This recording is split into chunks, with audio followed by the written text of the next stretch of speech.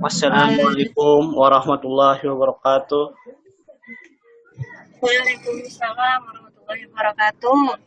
Terima kasih kepada seluruh santri, ustadz ustazah, dan kepada dokter yang telah meluangkan waktunya untuk bergabung bersama kita pada pagi hari ini. Sebelum memulai kegiatan pada hari ini, marilah kita membaca Ummul Quran, Al-Fatihah.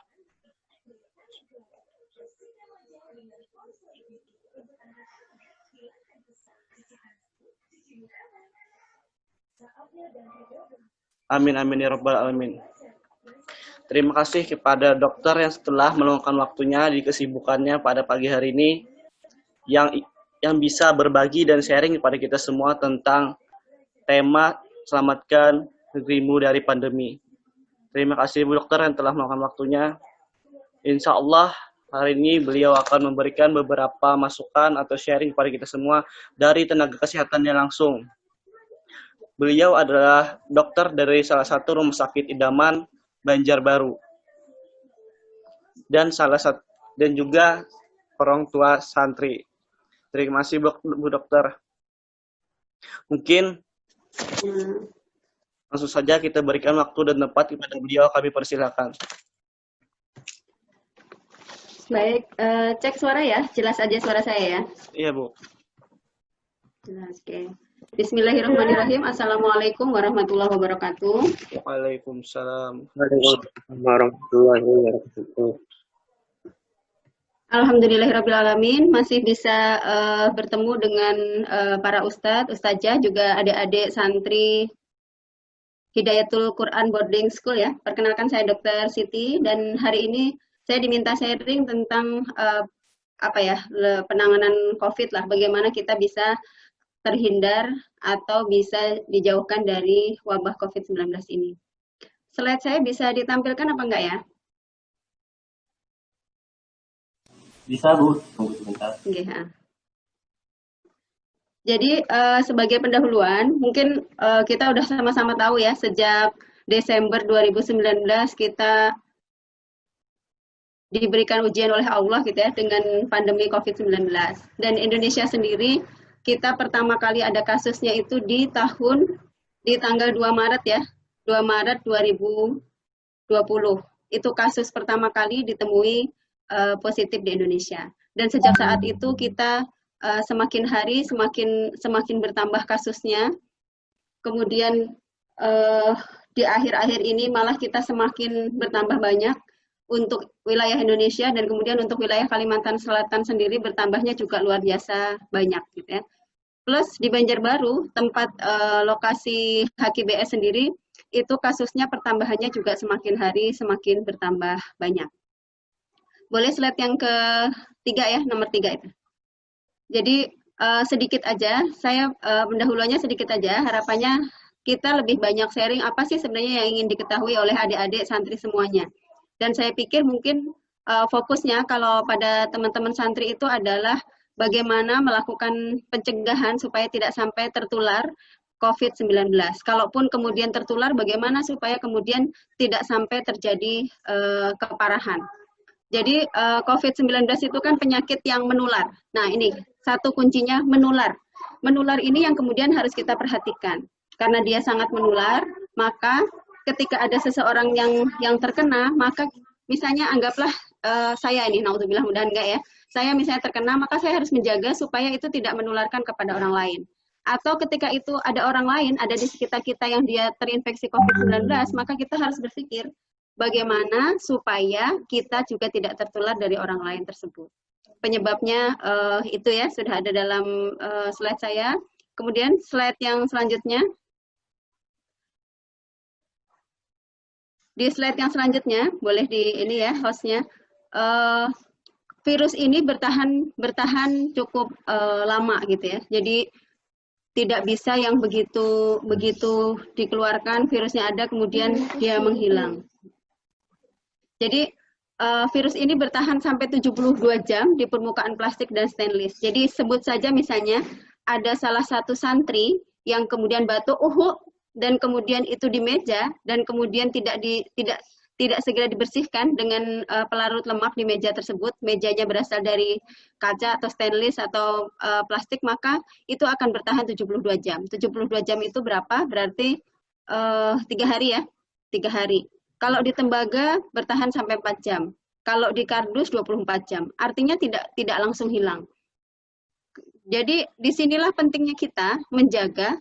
Jadi kenapa jadi kemudian kalau batuk disuruh menutup, itu harapannya menutupnya bukan dengan begini ya, menutupnya dengan lengan atas.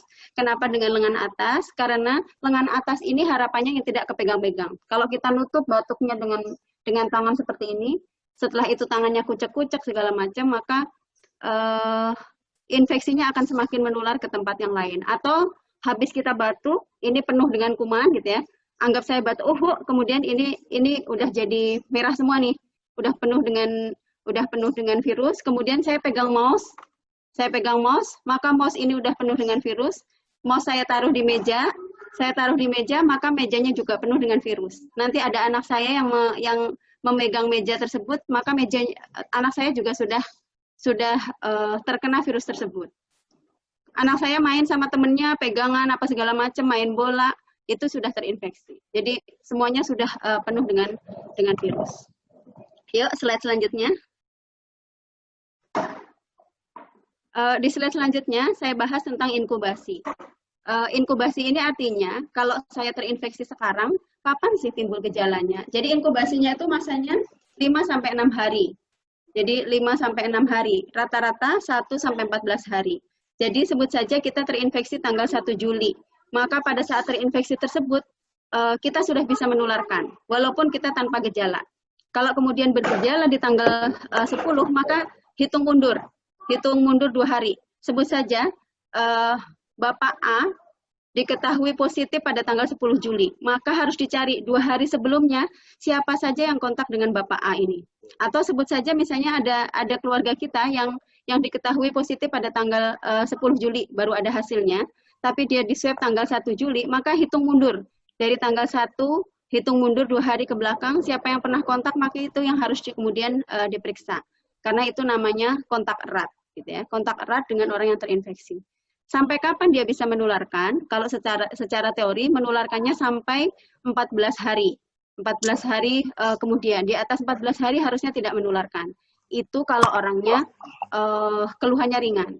Tapi kalau orangnya masih klinisnya berat, keluhan berat, bisa jadi masih akan menularkan, gitu ya. Boleh kita tonton video yang pertama ya? Bisa diputarkan videonya, Ustaz?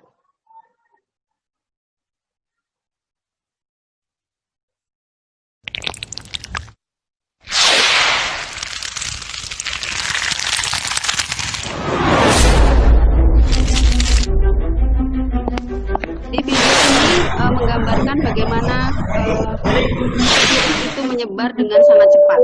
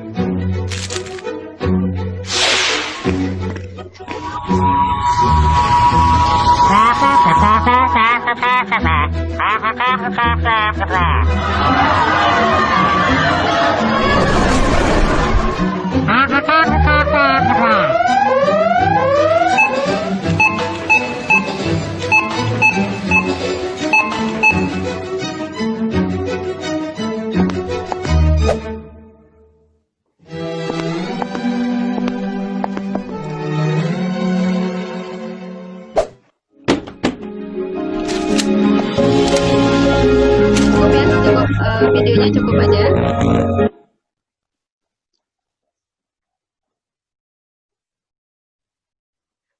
Jadi intinya dari video tadi, anggap saja ada satu orang yang dia terinfeksi, kemudian dia misalnya punya perilaku yang tidak bagus, itu yang orang yang terinfeksi maupun orang yang tidak terinfeksi ya. Ini kita umpamakan orang yang terinfeksi dulu. Orang yang terinfeksi dia punya perilaku yang tidak bagus, batuk sembarangan, kemudian bersin tidak ditutup, tidak memakai masker segala macam, maka begitu dia mengeluarkan droplet itu artinya percikan yang keluar dari batuk atau bersin kita, itu mengandung infeksi, itu kemudian gampang banget merambat kepada orang lain. Dan ketika satu orang itu sudah tertular virus, dia kemudian ke yang lain lagi, dia ketemu dengan beberapa orang yang lain lagi, itu akan semakin bertambah banyak yang kemudian tertular virus. Boleh video yang kedua, ini kayaknya agak lebih jelas, mudahan videonya bisa jelas ya. Yang kedua, yang trik. Video yang kedua. Ini Bu Dokter ya? Karena videonya udah gabung jadi satu. Oh, digabung jadi satu. Oke, video yang kedua yang A, B, C, dan D. Nah ini ya. Ya, boleh coba itu diputar.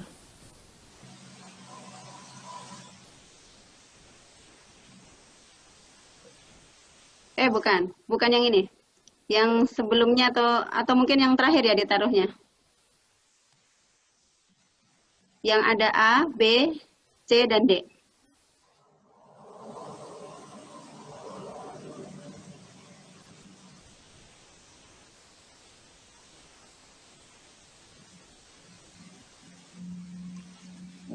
Sambil menunggu videonya, jadi yang perlu kita perhatikan teman-teman, karena adik-adik santri ini alhamdulillah sekarang masih belajar di rumah ya. Nanti kalau misalnya belajar di sekolah, tentu ada hal-hal yang harus lebih menjadi perhatian.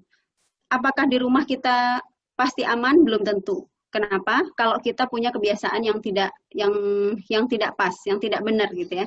Jadi walaupun di rumah tapi kerjaannya main misalnya sama tetangga dan tidak memperhatikan bagaimana menjaga protokol kesehatan dari masalah pakai masker, kemudian menjaga jarak dan sebagainya, maka bisa jadi kita akan membawa virus kepada orang lain atau orang lain akan membawa virus kepada kita.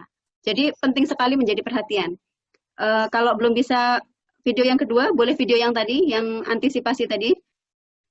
Di situ saya ini kan di video yang ketiga ya. Jadi video yang ketiga itu ini tentang apa yang harus kita lakukan ketika kita habis dari luar rumah.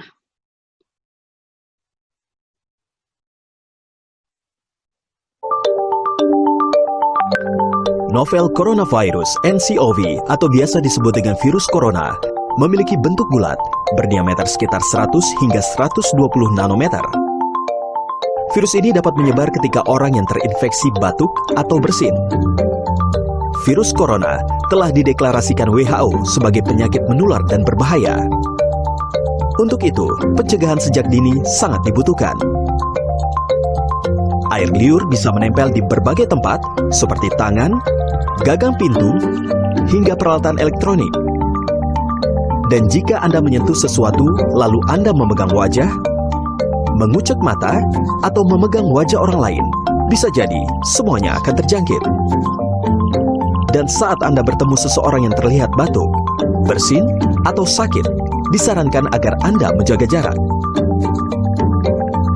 Selain itu, penggunaan masker dinilai cukup efektif untuk mencegah penyebaran virus ini.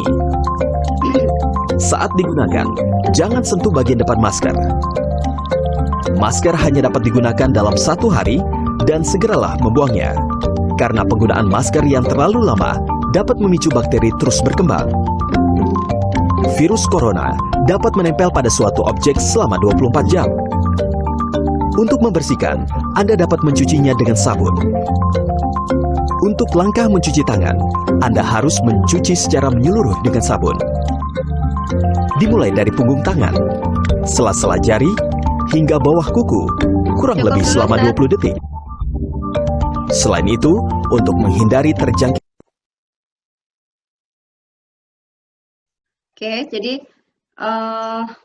itu secara umum ya, yang tadi yang tentang droplet segala macam tadi. Ada video yang tadi yang Bapak masuk ke dalam rumah, baru datang kerja.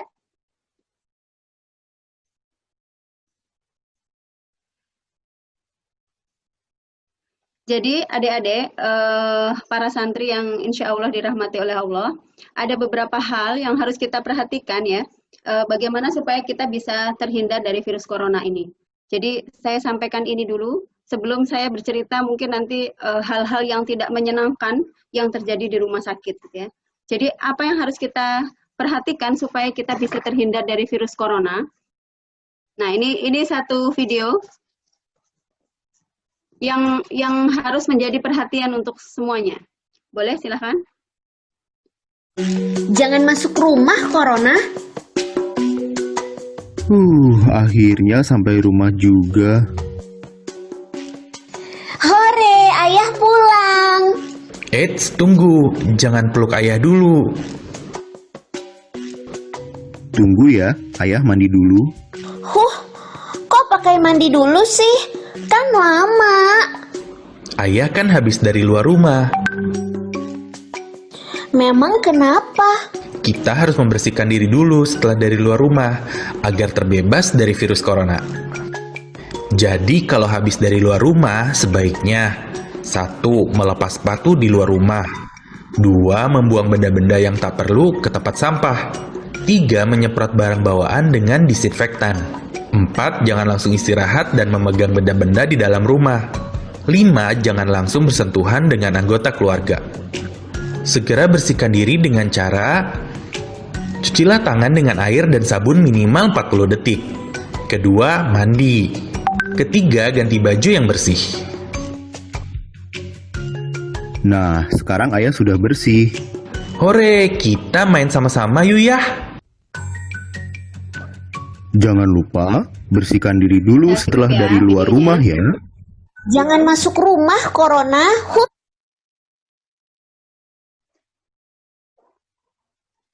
Jadi beberapa upaya yang kita bisa lakukan untuk supaya terhindar dari virus corona ini, yang pertama adalah, yang pertama banget, usahakan untuk tetap di rumah saja. Di rumah saja, artinya kalau tidak ada kepentingan mendesak, tidak usah keluar. Ya, kalau memang harus bekerja atau nantinya ternyata sekolah harus sudah mulai segala macam, oke, silahkan keluar rumah. Jadi yang pertama, berdiam dirilah di dalam rumah. Usahakan seminimal mungkin kontak dengan lingkungan di luar dari lingkungan rumah kita, di luar lingkungan rumah kita. Kalau terpaksa keluar, apa yang harus dilakukan? Jadi yang pertama tadi bertahan di rumah. Kalau harus keluar, yang pertama memakai masker. Bagaimana cara memakai masker yang benar? Saya sudah siapkan masker.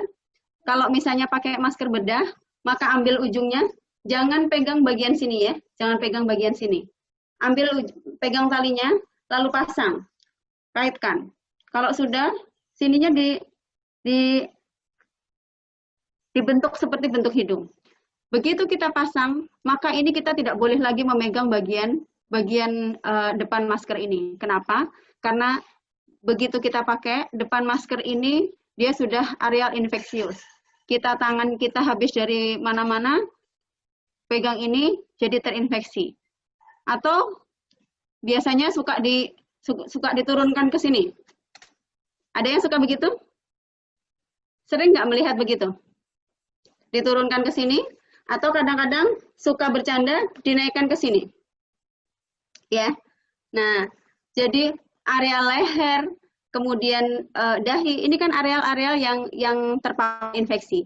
Begitu kita turunkan, maka bagian dalam masker kita itu udah kontak sama areal yang terinfeksi. Sehingga yang ini dalamnya masker kita yang awalnya bersih sudah menjadi zona, menjadi areal yang terinfeksi. Begitu juga kalau ke atas segala macam. Jadi begitu dipasang, jangan dilepas sampai kemudian kita memang sudah bermaksud untuk melepas atau membuang masker tersebut.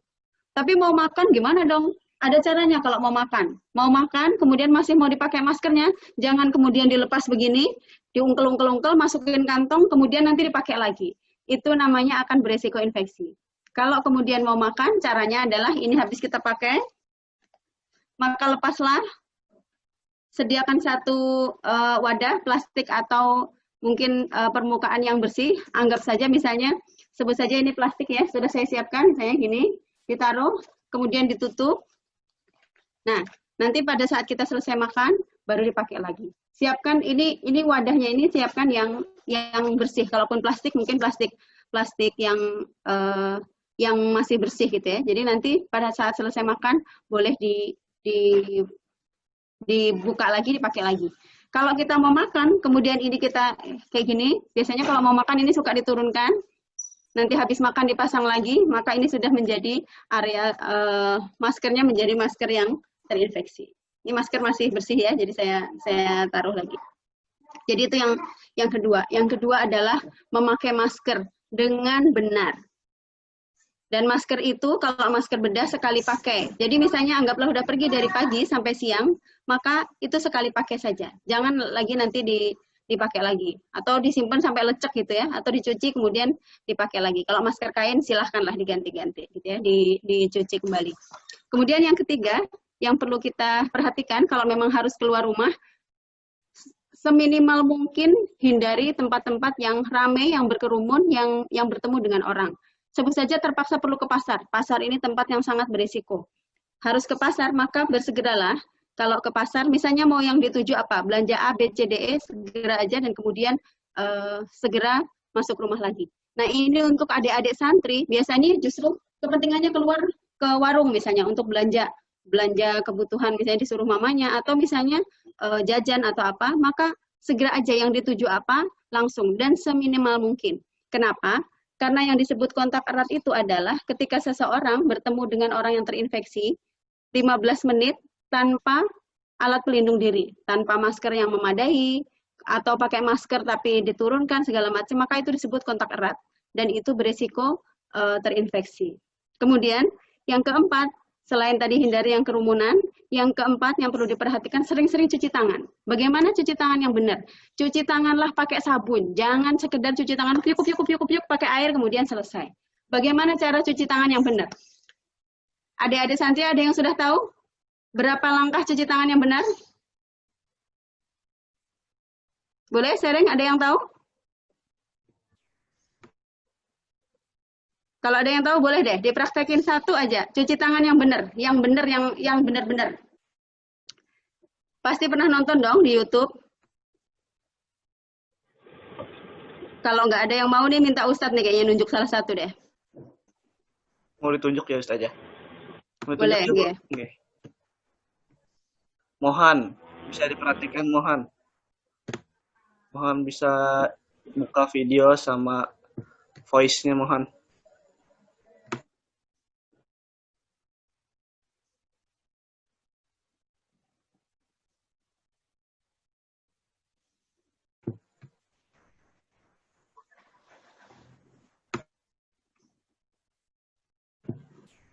Ada yang merespon. Siapa yang bisa? Mungkin Aska. Ayo Aska. Ada Aska di sini. Silakan Aska. Bisa Aska boleh dibuka dibuka videonya. video sama suaranya ya. Iya Aska. Sembunyi Ustadz malahan. Ada malu-malu Bu Dokter. Iya. Oke. Ya udah. Kalau tidak ada yang mungkin masih malu-malu ya. Jadi saya praktekkan saja. Ada 6 langkah cuci tangan. Kenapa jadi harus 6 langkah itu kenapa sih gitu ya? Coba kita ini ya. Jadi yang pertama ini disiram dengan air, kemudian kasih sabun. Jadi ini sebut saja ada tempat sabun. Jadi kita mengeluarkan sabun, kemudian digosok-gosok ya. Hitung 1, 2, 3, 4. Jadi kenapa sih sampai 4? Nanti ada penjelasannya. Jadi cuci tangan itu minimal adalah 40 detik gitu ya. Jadi 40 detik. Jadi 4 hitungan, kemudian punggung tangan. Kenapa jadi harus punggung tangan? Supaya semua permukaan kena. Jadi punggung tangan 1, 2, 3, 4. Lalu tangan sebelahnya. 1, 2, 3, 4. Lalu sela-sela jari. 1, 2, 3, 4. Tadi punggungnya, ini tadi sela jari. Setelah itu apa yang dilakukan? Mengunci. Supaya apa? Supaya ujung-ujung kuku kita itu juga ikut tercuci, kena sabun. 1, 2, 3, 4. Setelah itu apa? Jempol. Jempolnya itu dari arah dalam keluar. 1, 2, 3, 4. Ribet banget sih cuci tangan aja gitu ya. 1, 2, 3, 4. Lalu ujung-ujung. Nah, putar. 1, 2, 3, 4. 1, 2, 3, 4. Ini masih dengan sabun. Lalu hidupkan kerannya, baru dibilas. Jadi dengan begitu, semua permukaan kita sampai pergelangan tangan itu akan terkena sabun. Kenapa penting sabun ini? Karena virus corona itu, jadi kadang-kadang kita takut boleh, tapi pada dasarnya kalau kita bisa melakukan upaya-upaya menjaga kebersihan diri, insya Allah kita akan bisa aman dari virus corona ini. Jadi anggaplah tangan kita itu mengandung virus corona, dan kemudian kita cuci tangan dengan sabun, kita sering-sering cuci tangan, insya Allah virus itu akan mati. Jadi yang penting itu adalah bagaimana kita mencegahnya. Kenapa harus 6 langkah seperti itu? Supaya cuci tangannya cukup waktunya dan semua permukaan itu juga kemudian terkena. Kemudian yang kelima yang perlu diperhatikan kalau keluar rumah, kalau lagi jalan kan nggak ada sabun ya, boleh pakai hand sanitizer apapun mereknya. Kemudian yang kelima yang perlu diperhatikan adalah hindari angkutan umum. Jadi jangan naik angkot, naik becak, usahakan kalau bisa misalnya keluar ya pakai sepeda kayak pakai motor sendiri dan tidak memakai angkutan umum. Kenapa? Karena kita tidak tahu di angkutan umum itu siapa saja yang sudah naik ke situ dan apakah dia aman apa tidak. Ya. Dan yang terakhir yang kita perlu perhatikan, kalau ini tadi kan mencegah supaya nggak sampai kena. Tapi kalau kemudian ternyata masih kena nih, Allah mentakdirkan ternyata kena. Bagaimana caranya kita bisa menangkal? Maka tingkatkan imunitas tubuh. Dengan cara apa? Dengan cara makan makanan yang bergizi. Makan buah, makan yang cukup, makan vitamin, segala macam. Nah, itu kembali ke slide saya tadi ya. Itu kira-kira sebagai pendahuluan diskusi kita, saya belum bercerita bagaimana dampak dari virus corona ini. Jadi di rumah sakit, kalau tadi kita memilih untuk mencegah, dan kemudian ternyata kita abe, cuman virus corona gitu doang, ya udah saya nggak apa-apa deh, nggak pakai masker, saya tetap jalan-jalan, suka nongkrong sama temennya di kafe, di pinggir jalan, segala macam, maka itu akan sangat membahayakan. Di rumah sakit idaman tuh setiap hari datang pasien baru, dan akhir-akhir ini yang datang itu dalam keadaan yang berat. Ini aja kami dalam 2 hari ini ada 5 kematian yang baru. Jadi ya tinggal kita memilih memakai masker atau mau diganti maskernya pakai masker oksigen. Yang tadi, gambar yang ke atas tadi Ustaz. Benar yang tadi. Ini atau mau diganti dengan masker NRM. Masker yang dipakai ini, jadi masker yang ke atas, yang slide nomor 10. Ya. Ini Bapak ini pasien ini adalah jamaah haji ketika saya bertugas. Beliau ada kira-kira 3 minggu di rumah sakit, memakai masker NRM. Masker itu, jadi itu untuk mensuplai oksigen, dan memakai itu engep banget, tidak enak memakai itu. Dan Allah mentakdirkan memanggil beliau tadi malam jam 11:30 gitu ya. Jadi memang itu sesuatu yang tidak enak. Jadi lebih baik mencegah daripada mengobati. Kalau sudah sampai sesak banget, ya nggak ada cara lain, kecuali memakai suplai oksigen yang berasal dari tabung. Slide yang selanjutnya, yang gambar selanjutnya, yang 12 dan 13. Nah ini ending yang sangat tidak enak nih. Ending yang tidak enak, kalau kita kemudian mengabaikan cara-cara pencegahan dari penularan COVID-19, mudah-mudahan sih nggak ada yang sampai mengalami nasib seperti ini ya. Jadi meninggal harus dimasukin ke dalam peti jenazah gitu ya, diselenggarakan dengan protokol COVID. Dan itu tentu saja sangat tidak enak buat keluarga. Jadi buat keluarga yang pasti akan sangat teriris gitu ya, ketika ada anggota keluarganya yang meninggal dan kemudian tidak bisa mengikuti pemulasaraannya sampai dengan menguburkan. Makanya kuncinya yang pertama yang harus kita perhatikan adalah kita harus mencegah, hindarkan diri kita dari penularan COVID-19. Jadi pakailah masker kita untuk melindungi kita dari ketularan orang lain dan untuk mencegah orang lain dan mencegah kalau kita ternyata membawa infeksi menularkan kepada orang lain. Jadi itu semuanya yang harus kita cegah. Itu saja mungkin sebagai pendahuluan kita. Kalau sudah kita mentok usahanya maksimal ya kita berserah aja kepada Allah. udah ikhtiarnya maksimal, ya berdoa kepada Allah, kuat-kuat ya, insya Allah mudah-mudahan wabah ini segera berakhir. Dan informasi terakhir ya, Banjarmasin hampir menjadi zona hitam. Itu Banjarmasin. Banjarmasin sama Banjarbaru itu cuman tinggal loncat aja. Jadi kalau Banjarmasin zona hitam, ya Banjarbaru itu menjadi zona apa ya? Zona setengah hitam kali ya. Mudah-mudahan sih enggak. Itu saja, silahkan dikembalikan kepada MC. Kalau ada yang mau didiskusikan, silahkan. Terima kasih Bu Dokter atas penjelasannya pada kami semua.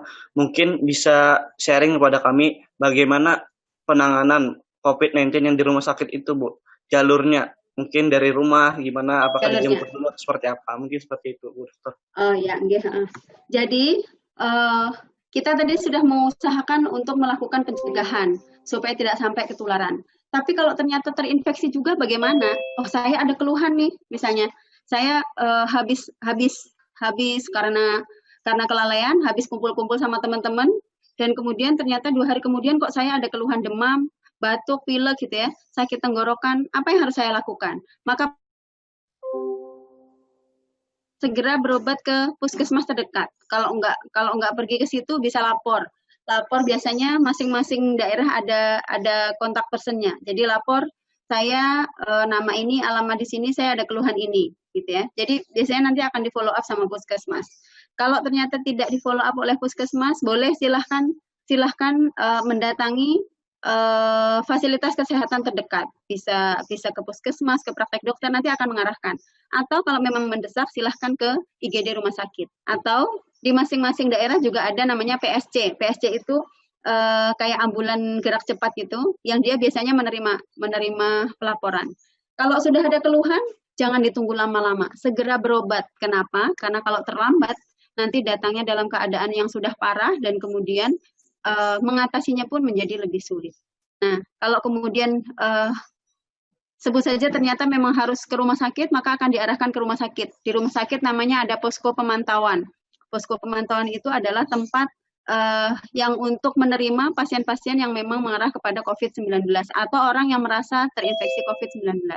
Kalau enggak posko pemantauan, di rumah sakit lain ada namanya IGD COVID. Jadi masing-masing rumah sakit beda. Tapi intinya adalah unit yang untuk menangani masalah itu. Kemudian nanti akan dilakukan pemeriksaan, laboratorium, ronsen gitu ya, sesuai dengan indikasi. Kalau ternyata memang mengarah kepada COVID-19, maka akan dinilai. Kalau dia keluhannya ringan, akan dikasih obat jalan. Kalau kemudian keluhannya sedang berat yang harus memerlukan perawatan di rumah sakit, maka akan dirawat di ruang isolasi.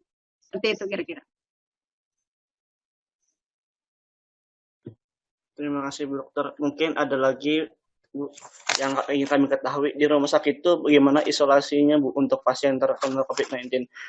Jangka waktu pengobatan Bu seperti apa itu Bu? Terima kasih. Oh iya.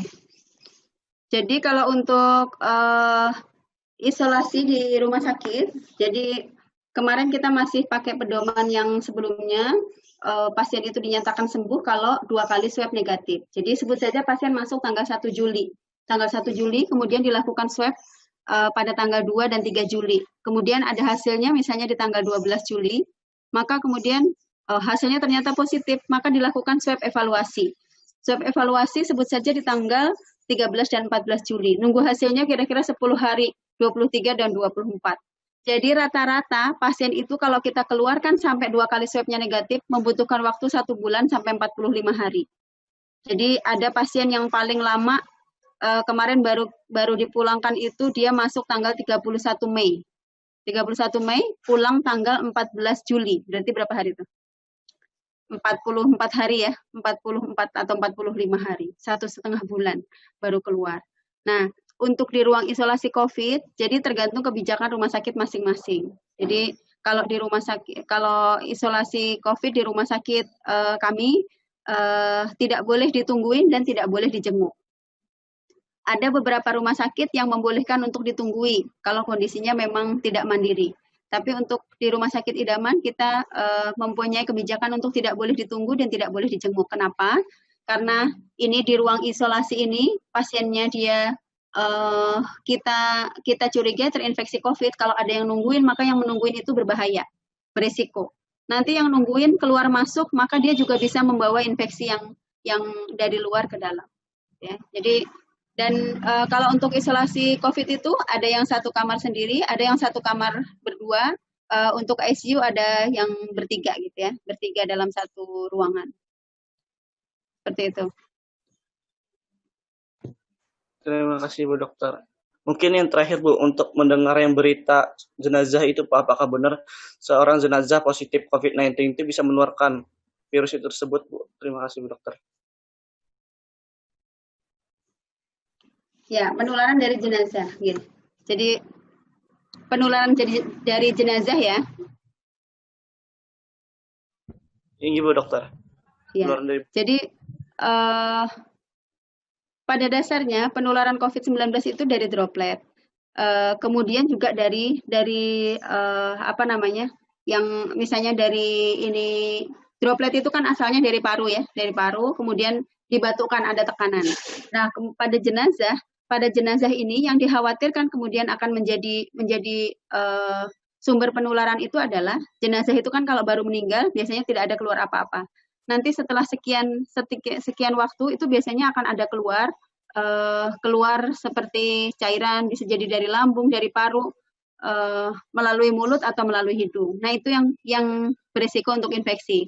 Kemudian yang kedua, kalau ini pasien COVID, kemungkinan dia bersin, kemudian tangannya menyentuh areal mulut dan hidung, dan kemudian dia terpegang areal yang lain. Maka badannya si jenazah COVID ini juga berisiko menularkan infeksi. Kenapa kemudian jenazah itu dikhawatirkan bisa menularkan itu dari situ. Jenazahnya memang nggak bisa batuk, tapi sisa-sisa infeksi yang sebelumnya tadi. Kan tadi virusnya bisa bertahan beberapa lama nih. Kalau misalnya di tangan kita bisa bertahan beberapa waktu. Nempel misalnya di baju bisa bertahan sekian jam. Nempel di badannya pasien bisa bertahan sekian jam. Makanya cara pemulasaraan jenazah pasien COVID itu berbeda dengan pemulasaraan jenazah pasien yang non-COVID. Gitu ya. Jadi kalau yang pasien COVID memang harus diselenggarakan dengan protokol COVID itu untuk seperti itu. Coba bayangkan kalau ini ada jenazah yang COVID, kemudian tidak ditangani dengan protokol COVID, yang memandikan segala macam, tidak memakai APD, tidak memakai pelindung diri yang memadai, maka bisa jadi itu akan menjadi sumber penularan kepada yang melaksanakan pemulasaraan jenazah tadi. Jadi memang bisa menjadi sumber penularan dari yang seperti itu. Terima kasih banyak Dokter. Mungkin dari santri apakah ada yang ingin bertanya? Ulun Rizkon. Ya Rizkon bisa ditanyakan kepada Bu Dokter. Ya Bu Dokter, ulun mau bertanya bagaimana kami menjaga diri kami untuk yang di rumah ini agar tidak terkena dari virus COVID-19. Ya, terima kasih Rizkon atas pertanyaannya. Jadi saya ulangi lagi ya, tadi saya sudah sampaikan hal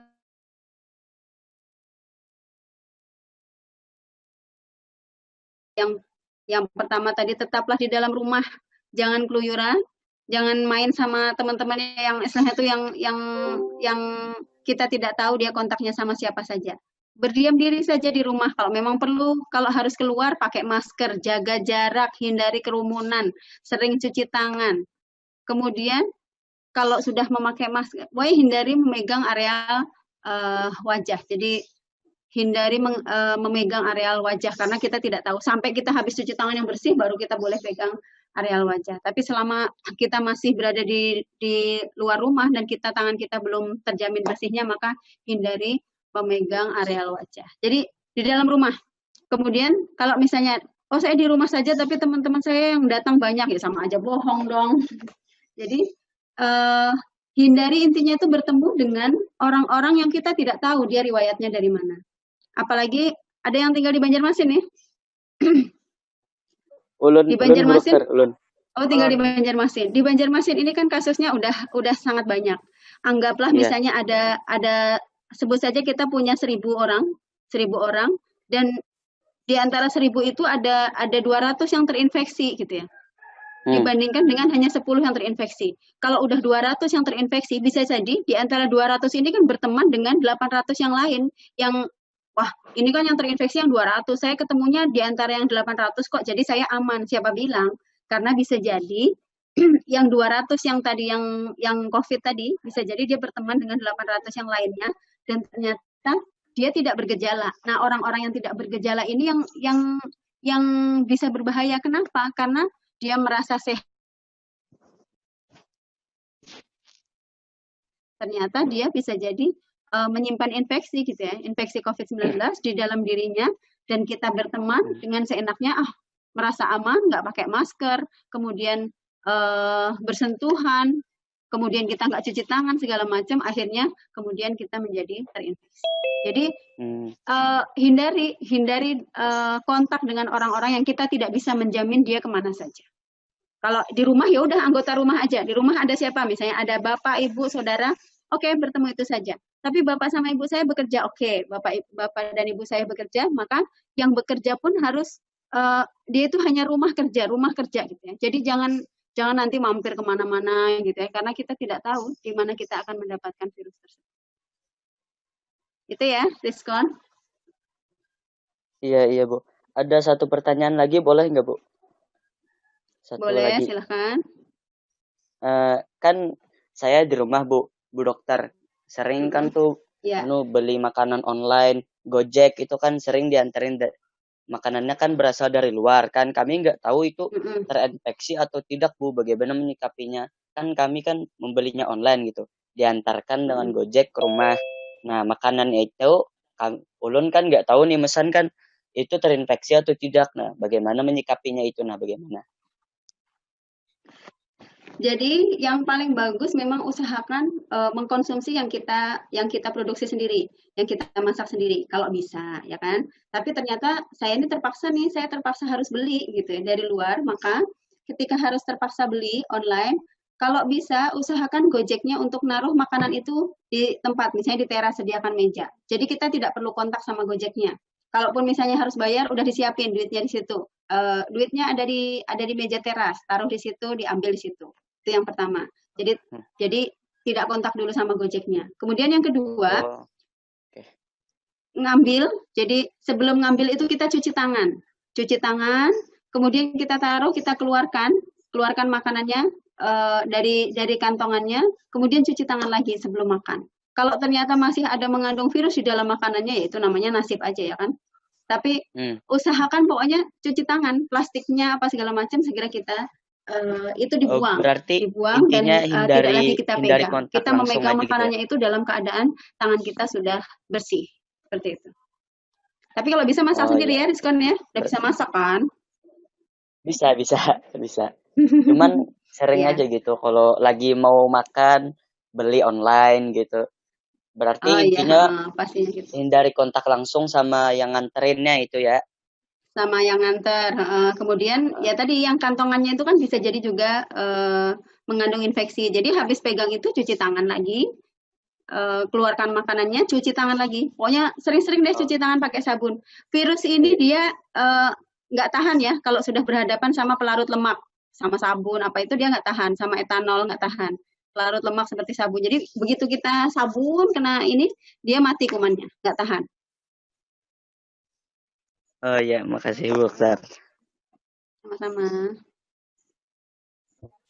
Untuk santri yang lain, apa ada yang ingin bertanya lagi? Mumpung Bu dokter masih di sini menemani kita. Ada? Kalau nggak ada, saya boleh cerita sedikit ya sebagai penutup ya. Boleh Bu dokter. Jadi saya mau cerita, ini boleh dibilang sebenarnya cerita sedih dan kami pun sebenarnya sangat bersedih dengan cerita ini. Jadi beberapa hari yang lalu, saya lupa tanggalnya, kira-kira belum ada 1 minggu deh. Jadi kita punya pasien yang itu adalah pedagang pasar. Jadi sebelumnya udah masuk seminggu yang lalu, pasien datang bapak dan anak. Jadi bapaknya sama anaknya perempuan, anak pertama. Jadi mereka dalam satu rumah itu ada 5 orang, bapak, ibu, anak pertama, anak kedua, anak 3. Yang masuk ke rumah sakit ini bapak sama anak pertama, ya. Jadi bapak sama anak pertama. Yang bapak setelah dirawat 1 minggu, kemudian memaksa pulang, kemudian jadi siang pulang, malamnya dikabarkan meninggal dibedakan di rumahnya. Jadi bapak ini meninggal gitu ya. Kemudian 2 hari kemudian, pagi hari, anaknya nomor 2 datang ke IGD dalam keadaan sesak yang berat. Sesak banget. Kemudian malamnya, anaknya yang pertama tadi, yang masuk awal tadi, meninggal di rumah sakit. Coba bayangkan, dalam 2 hari, bapak dan anaknya meninggal. Jadi sisa yang adik tadi yang dirawat dalam kondisi yang sesak banget. Ini satu keluarga, ada 3 orang yang mengalami infeksi yang berat, yang karena memang belum ada hasil swab-nya, diduga karena virus COVID-19. Karena kami terus terang ya, saya di Rumah Sakit Banjarbaru itu mulai tahun 2011 sampai sekarang itu jarang banget menemui yang kematian yang sedemikian banyaknya. Dan sekarang ini kita dalam waktu 2 hari ada 4 yang meninggal. Jadi tadi malam 11:30 sama tadi pagi jam 4:30. Kemarin siang jam 11 sama jam 12:20. Jadi 4 pasien meninggal dalam waktu 2 hari gitu ya. Itu satu. Jadi keluarga 3 orang. Kemudian ada lagi satu keluarga yang lain lagi. Yang keluarga yang pertama ini yang saya ceritakan ini adalah pekerjaannya berdagang di pasar.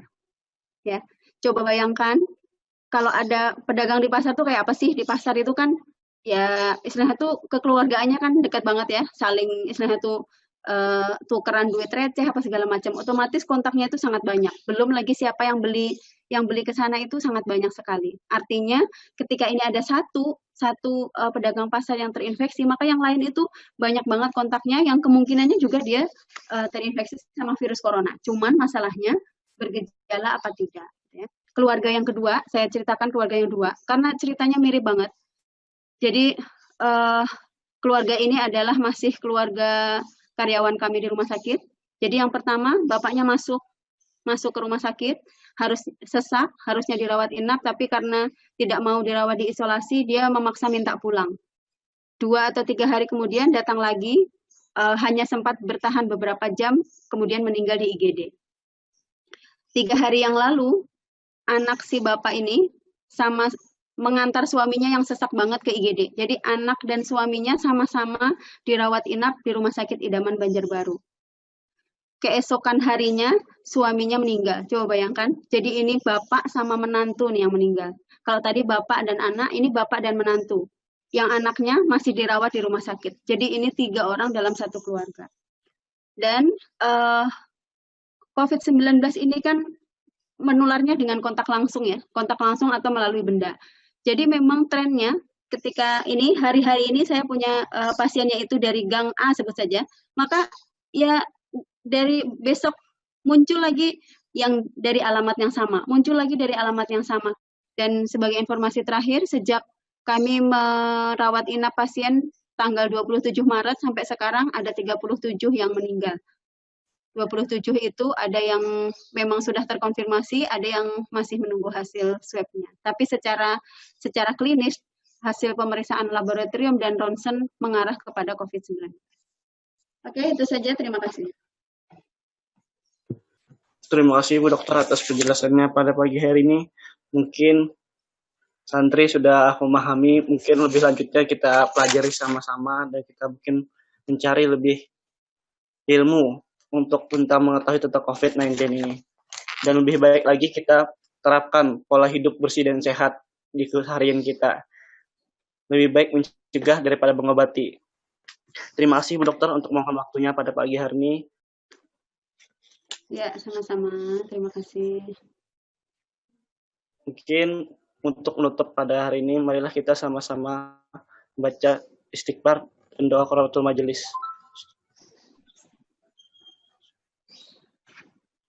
Saya selaku MC, kalau ada salah kata, billahi taufiq wal hidayah. Wassalamualaikum warahmatullahi wabarakatuh.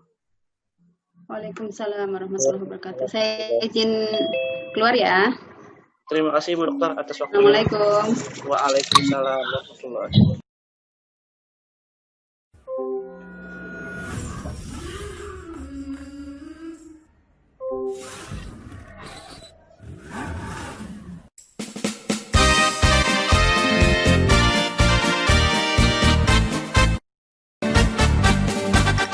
Bangun pagi menyambut selongsong matahari, ambil wudhu sujud pada ilahi, hias diri tilawah kitab suci, sambut kita dengan wajah berseri, dengan akhlak mulia